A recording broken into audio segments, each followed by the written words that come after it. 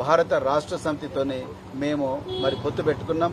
వారు మాకు 2 సీట్లు కేటాయించడం జరిగింది. మరి ఆ 2 సీట్లు కేటాయించిన తర్వాత నిన్న అఫీషియల్ గా మా కేంద్ర సమన్వయకర్త అనుమతితోనే నిన్న అఫీషియల్ గా మరి ఇరు వర్గాల అప్రూవల్ వచ్చిన తర్వాతనే నిన్న మరి మేము నాగర్ కర్నూలు నియోజకవర్గం నుండి హైదరాబాద్ నియోజకవర్గం నుంచి పోటీ చేస్తామని కూడా ప్రజలకు ప్రకటించడం జరిగింది. దాని తర్వాత విస్తృత కార్యకర్తల సమావేశం కూడా పెట్టడం జరిగింది. విధి విధానాల గురించి నిర్ణయించడం జరిగింది. కానీ అది తెలుసుకున్న మరి అది నచ్చని భారతీయ జనతా పార్టీ నరేంద్ర మోడీ ఇవాళ నాగర్ కర్నూలుకి వచ్చిండు, నిన్న హైదరాబాద్ లో ఉన్నాడు. అది నచ్చని భారతీయ జనతా పార్టీ ఈ లౌకిక కూటమి, ఈ చారిత్రాత్మకమైన కూటమి ఏదైతే ఉన్నదో భారత రాష్ట్ర సమితి, అదేవిధంగా బహుజన్ సమాజ్ పార్టీ కూటమి, మరి రాజ్యాంగాన్ని రక్షించే కూటమి నచ్చని నరేంద్ర మోడీ అమిత్ షాల ద్వయం మా పార్టీ మీద ఒత్తిడి తీసుకొచ్చి ఈ కూటమిని రద్దు చేసుకోమని నన్నే ప్రెస్ కాన్ఫరెన్స్ పెట్టి చెప్పమన్నారు.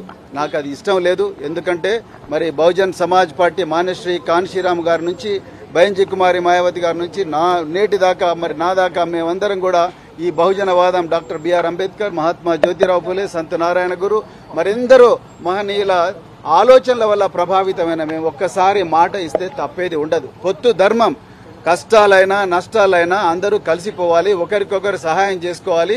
సో అదే విధంగా ఇద్దరు నడవాలి, ఎన్ని ఒడిదుడుకులు వచ్చినా కూడా నడవాలన్నదే పొత్తు ధర్మం. ఆ విధంగానే ఒప్పందం కుదిరింది.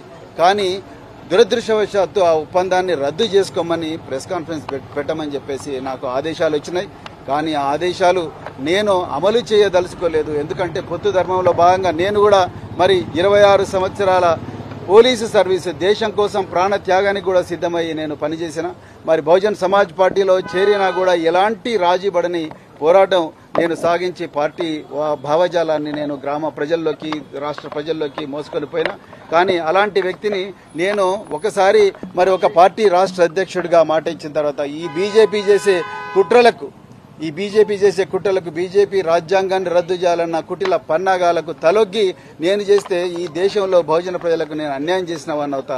అందుకొరకే నేను మరి ఈరోజు నేను రాజీనామా, బహుజన్ సమాజ్ పార్టీ సభ్యత్వానికి నేను రాజీనామా చేయడం జరిగింది. తెలంగాణ ప్రజలందరూ కూడా ఈ నిర్ణయాన్ని మరి స్వాగతించాలని చెప్పి నేను కోరుకుంటున్నా. నేను తెలంగాణలో బహుజన ప్రయోజనాల కోసం, అదేవిధంగా మరి తెలంగాణలో ఉండే బహుజన ప్రయోజనాల కోసం, దేశంలో రాజ్యాంగాన్ని రక్షించడం కోసం, లౌకికవాదాన్ని బతికించడం కోసమే నేను ఈ నిర్ణయం తీసుకున్న, ఇంకొక ఉద్దేశంతో కాదు.